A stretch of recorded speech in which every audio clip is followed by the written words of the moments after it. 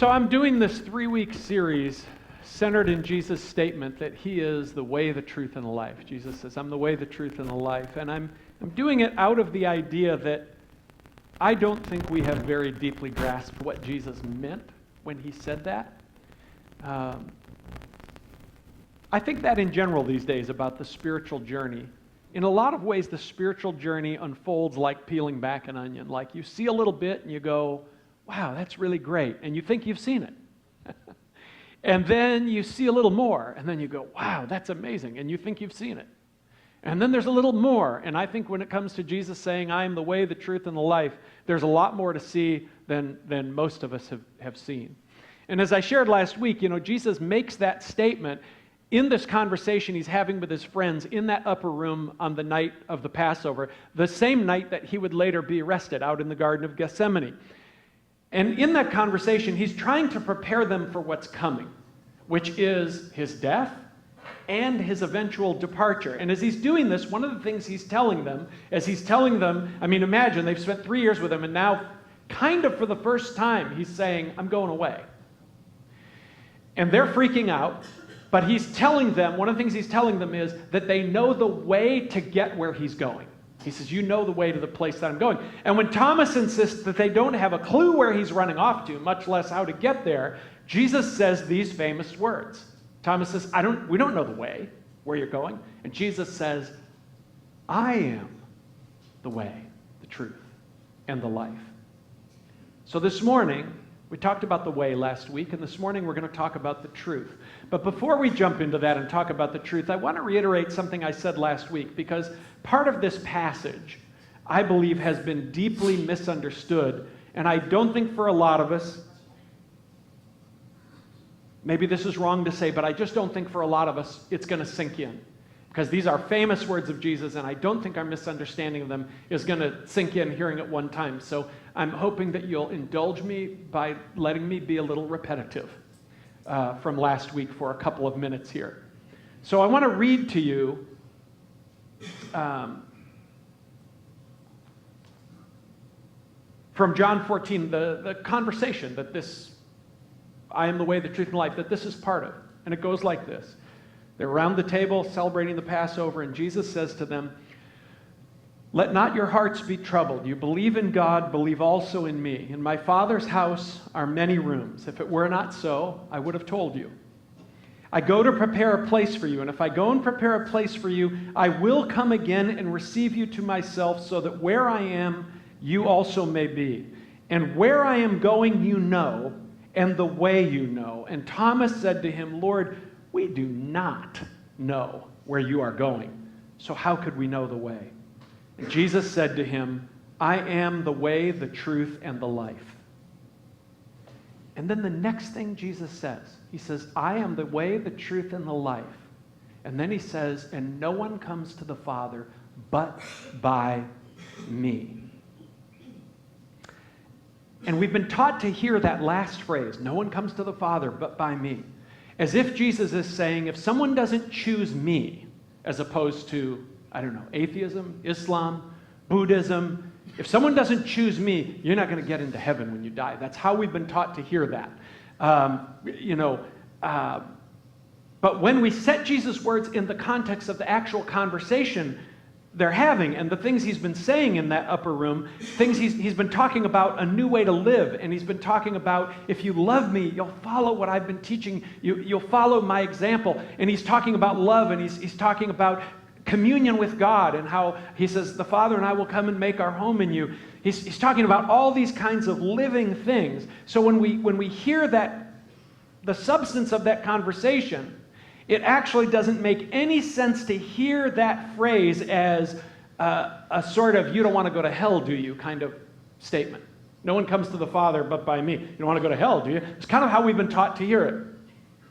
When Jesus says, I am the way, the truth, and the life, and no one comes to the Father but by me, to the friends who have spent 3 years watching him, here's what he's saying.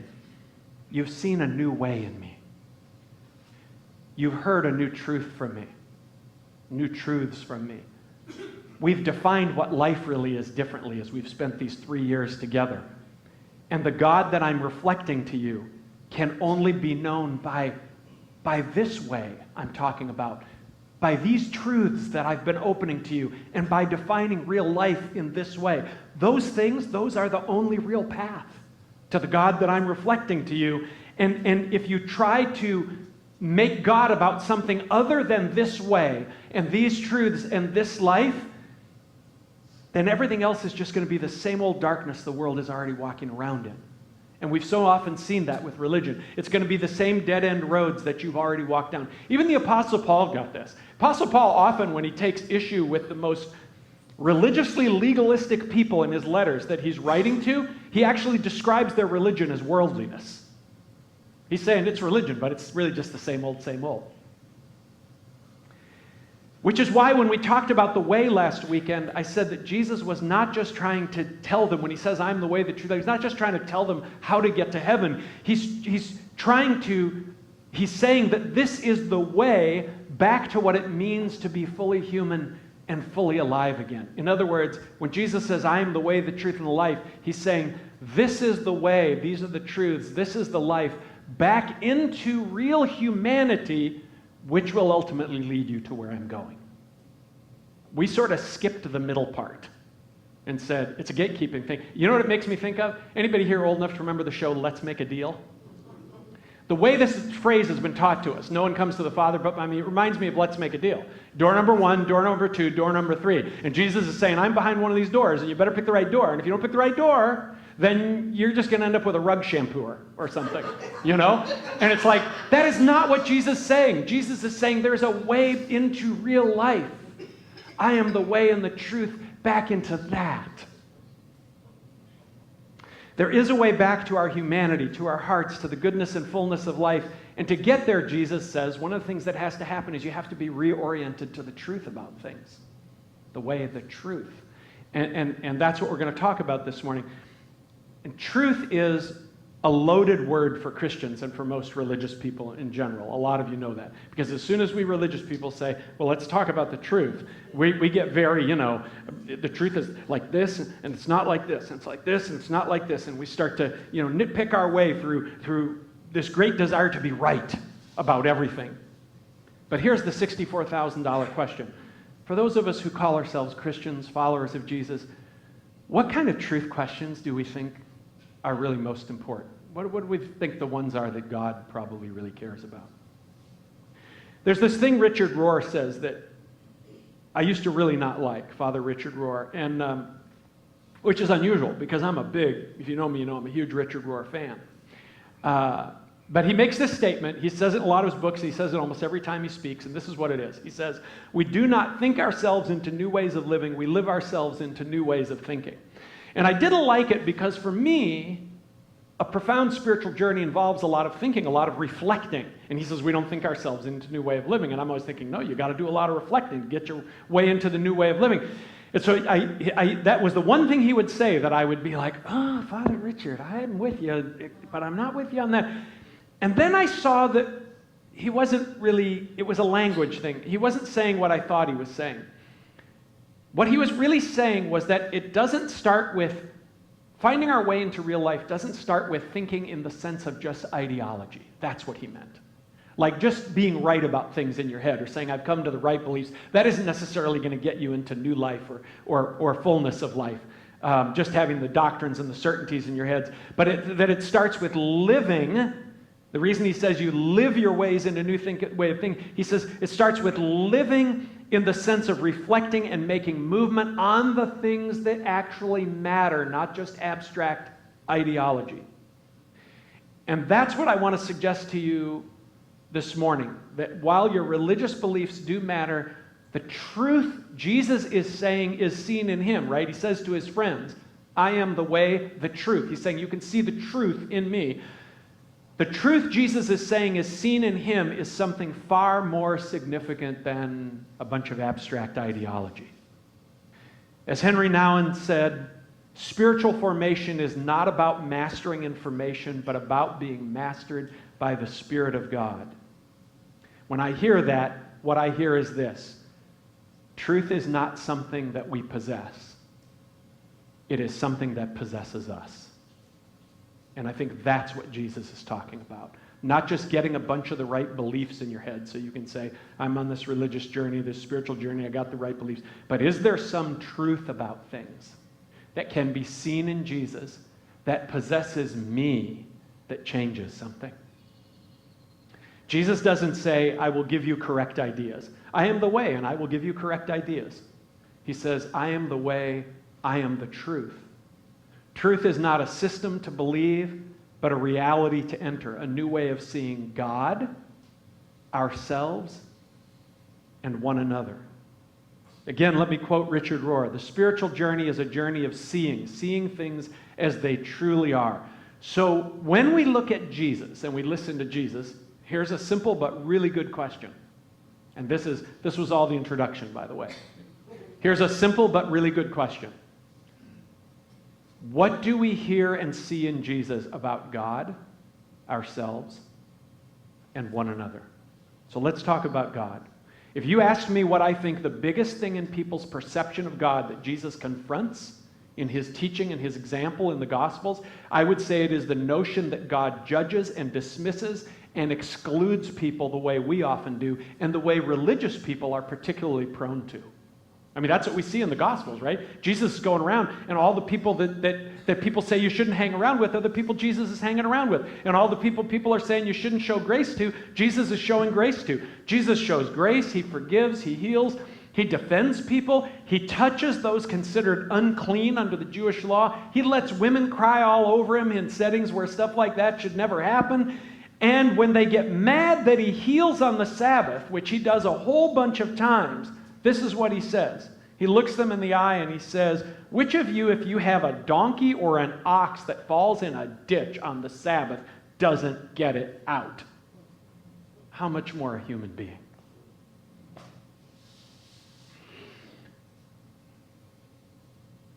So, this is really one of the biggest reasons why I think we are not closer to God, why so many of us maybe struggle with feeling closer to God, is because we haven't yet surrendered to the idea that God is the pure goodness, beauty, and love behind the universe and flowing through it. And I want to say that again. I want that to sink in for you. I think, because we struggle with this, I think one of the reasons it's harder, because this has changed in my life, I think one of the reasons it's harder for us to feel close to God is because we haven't yet surrendered to the idea that God is the pure goodness and beauty and love behind the universe and flowing through it. And how could we have surrendered to it? Because this is not mostly what religion has taught us.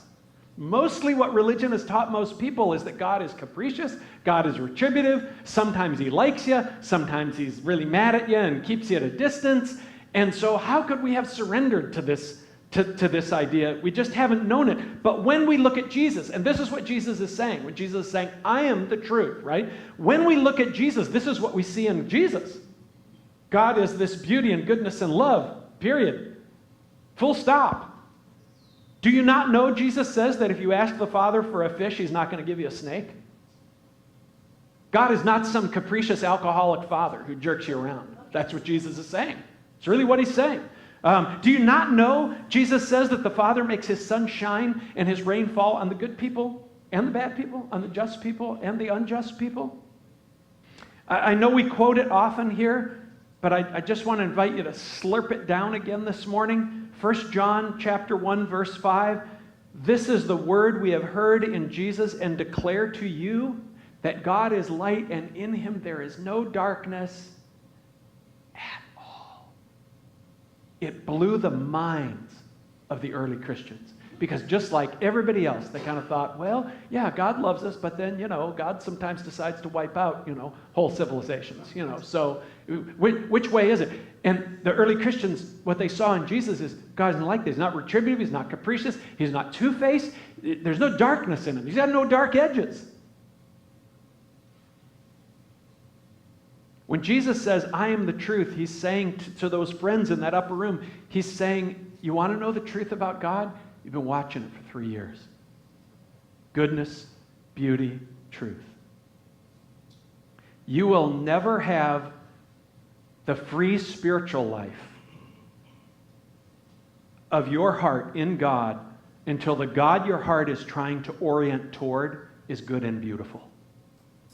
Because otherwise, it's always this. Sometimes God this and sometimes God this.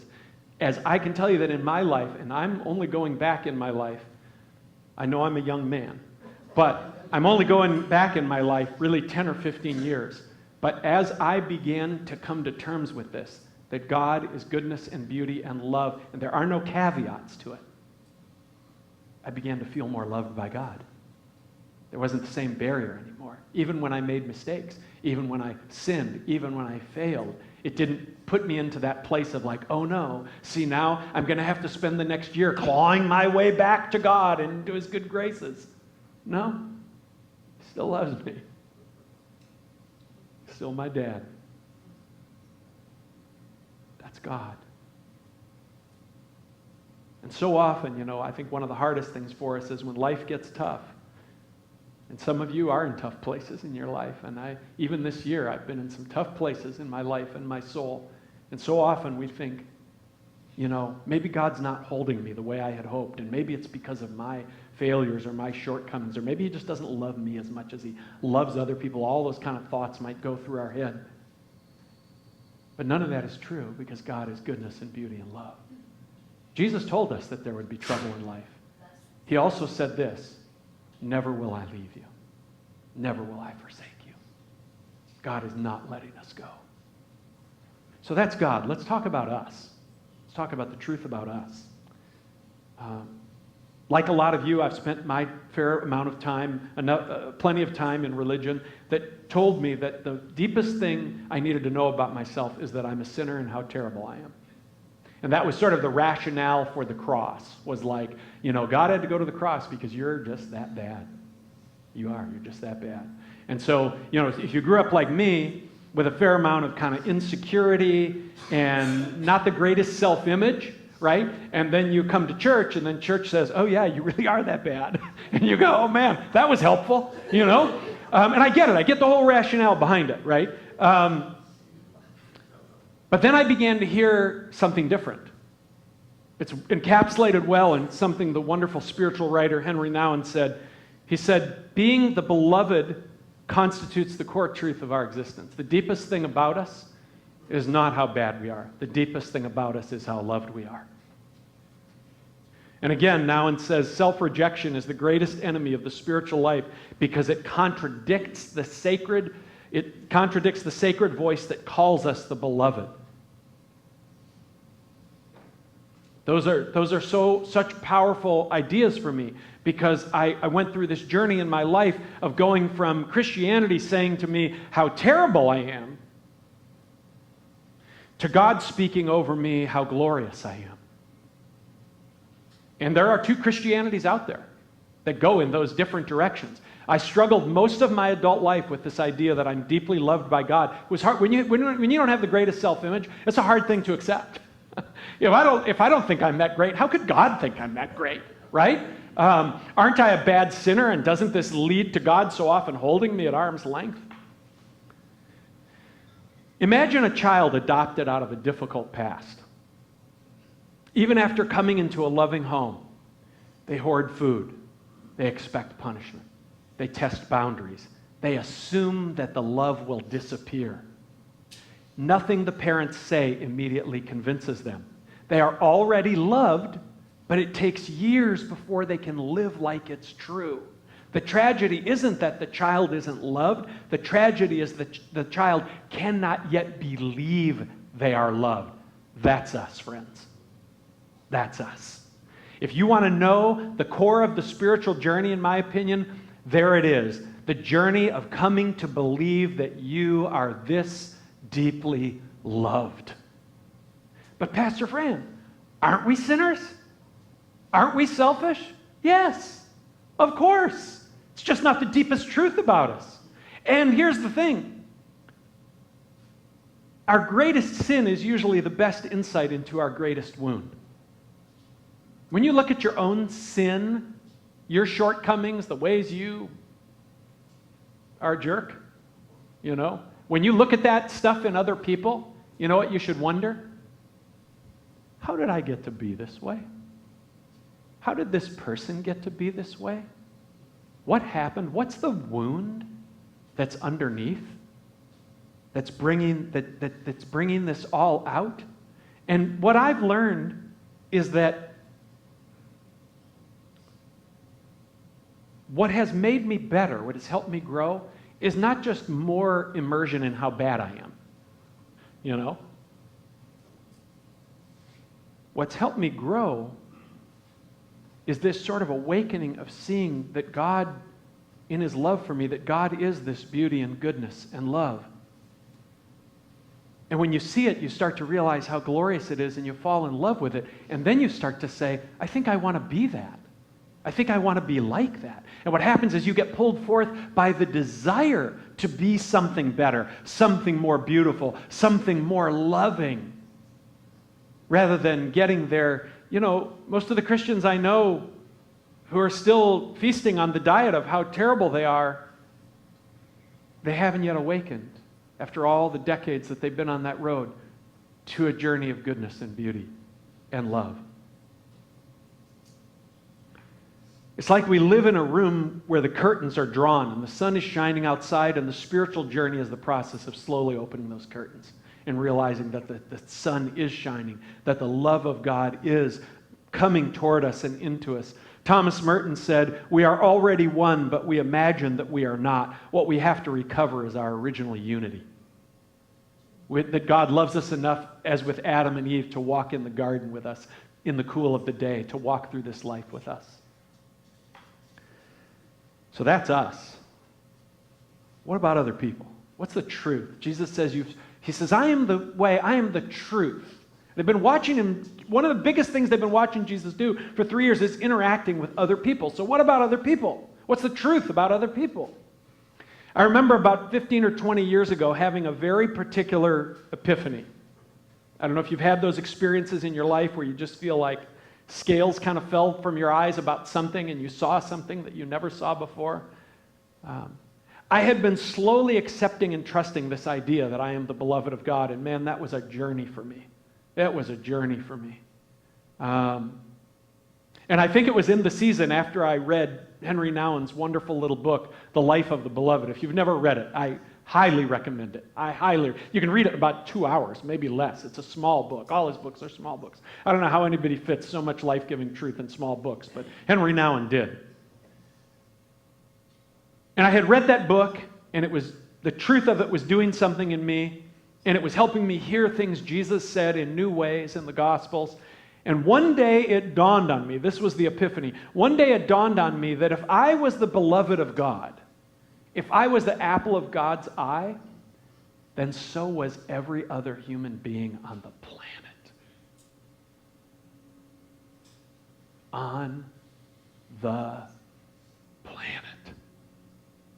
Which means my beloved Linda, my kids, my friends, my neighbors, the people I work with, all of you, people I run into in the community here, people who don't look like me or come from my culture or speak my language or belong to my faith, that they all are the beloved of God.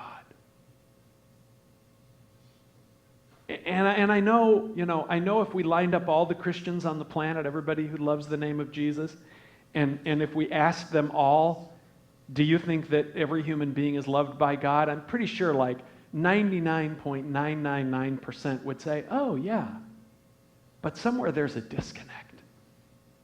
Because it isn't everybody who's a person of faith, who is looking out at the world and actually seeing through those lenses of every human being on the planet being the beloved of God. Speaking of which, we had a wonderful evening here Friday night with our friends our Muslim friends from the Al-Aqsa Mosque, which Sue Harvey, sitting back here, put together.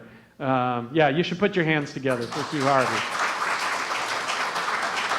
And we had a great crowd of LifeSpringers and some other folks who showed up, and we had 5 friends who came from Al-Aqsa, and we're doing these reciprocal evenings. We've spent the last couple of years building beautiful friendship with them, and it's really remarkable.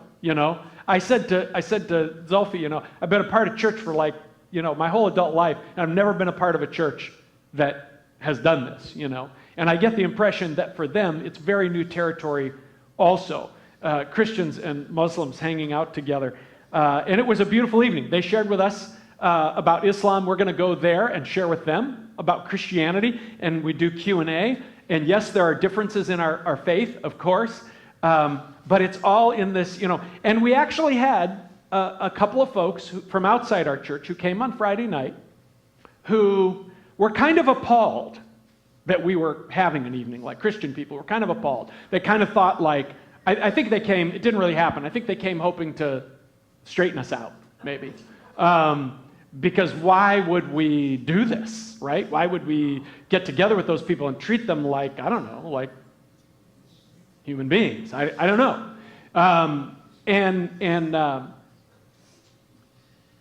But I get it, because I used to think that way. What they don't see, though, is a conversation between human beings who both love God despite differences, and there are differences in our faith, who choose to see each other. That's the thing. Jesus saw people, and he didn't just see his fellow Jews. He saw Gentiles. There's one part in the Gospels, he goes off into Gentile territory, and he's healing, and he's touching, and he's loving, and the Jews are like, what are you doing? I wish I felt that as a race or even as a culture, we are doing great right now at really seeing every human being. But I have to be honest, it often just doesn't feel that way to me. So I want to encourage you to do something. Well, first of all, let me say this. I think the journey of seeing all people, it's an everyday journey. I realized the other day, I don't even want to tell the story because it's embarrassing, and it's my choice whether I tell embarrassing stories about myself or not, but I just had a moment of recognizing some unconscious bias in myself, right? That's there. And I was just like, really? And I think it's an everyday journey of getting up in the morning and remembering that every human being on the planet is the beloved of God, and I am going to do my darndest to see them all today. So I want to encourage you to do something if you desire to see all people. And that is, when you hear some person or group of human beings being disparaged, I'm going to challenge you not to just say to yourself, oh, that wasn't very nice, and go on with your day. I'm going to challenge you to raise your voice.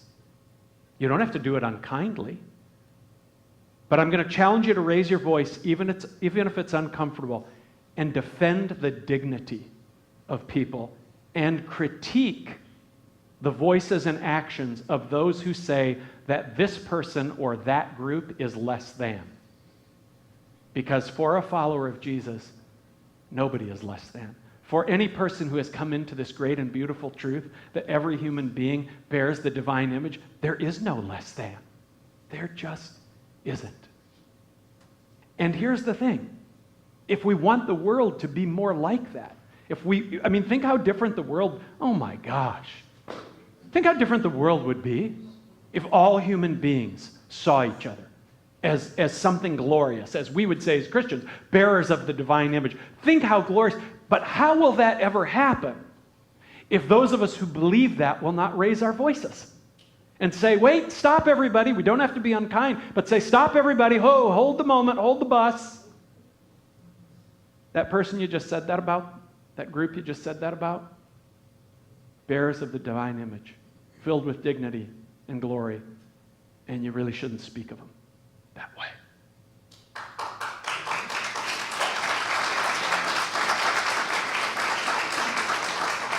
And of course, the place I have to apply this most is in my own life, right? I'm not trying to preach just at everybody else. It starts in my own life, in my own little corner of the world where every day I interact with people, sometimes who aren't just like me. I was thinking this morning about where did I interact with people this week? I was thinking through all the places I interacted with people this week. And asking myself, did I slow down in those moments and see them Did I see the people? And it's a really diverse group. Here's who I interacted with this week. There was dinner with friends. Of course, I interacted with Linda. We talked like 24/7. There was dinner with friends. There was conversation with my next door neighbor. There was new people I met at the coffee place where I hang out, which is always an interesting experience for me. They always ask me, what do you do? And I don't always want to tell them right away. Because sometimes when I say I'm a pastor, they go, oh. But it usually slips out. People I met at the coffee place, conversations at a meeting at the village hall, our gathering Friday night with our friends from Al-Aqsa, and texts, many texts with my niece in California, the daughter of my brother Richard, who just passed. So my niece who just lost her father not long ago. And I'm sure that I failed in one of those settings. But I'm trying hard in my life these days to see every person. I often think of the words of the... Because in a sense, right, it's easy to talk about it. It's easy for me to stand up here and say, hey, let's not disparage people out there. What about here, right? I often think of the words of the early 1900s French philosopher, mystic, and activist Simone Weil, who said this: attention is the rarest and purest form of generosity. I love that. Those words come back to me often these days. This person in front of me, maybe I know them, maybe I don't, maybe they're like me, maybe they're not, maybe I'm seeing them from a distance, but my attention is what it means to be generous and kind. There's an old joke about a group of theologians arguing about theology. They're sitting around. I like coffee, so I imagine them drinking coffee. They're sitting around drinking coffee, and they're arguing about all their great theological questions. They're arguing about every single detail about the nature of God, and they're arguing about what exactly salvation is and how you get it, and they're arguing about the nuances of what it means that the Scripture is inspired, and they're arguing about all the details of what life will be like in heaven, right? They're arguing about all, and the list goes on and on and on until finally they find themselves arguing about how many angels can dance on the head of a pin. And the wise response is, who knows and who cares? That's the difference between abstract ideology, oh, I believe the right things, versus truth that changes. What I think God is trying to shine down on us, what I think I am, and what I think you are.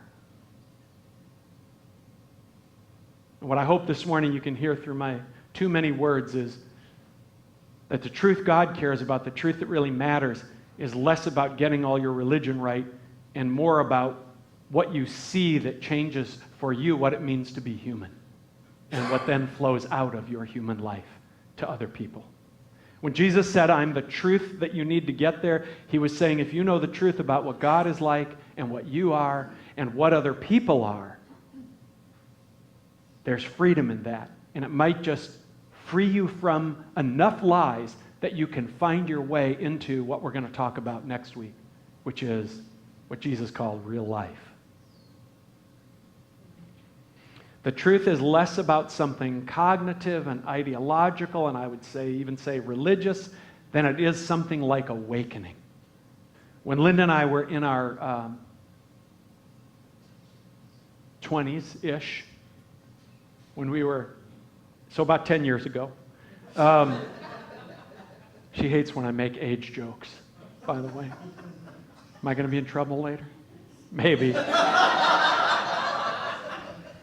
But you know, we were young, we were growing in our faith, and we were consuming all this, what was the emerging sort of new pop and rock Christian music.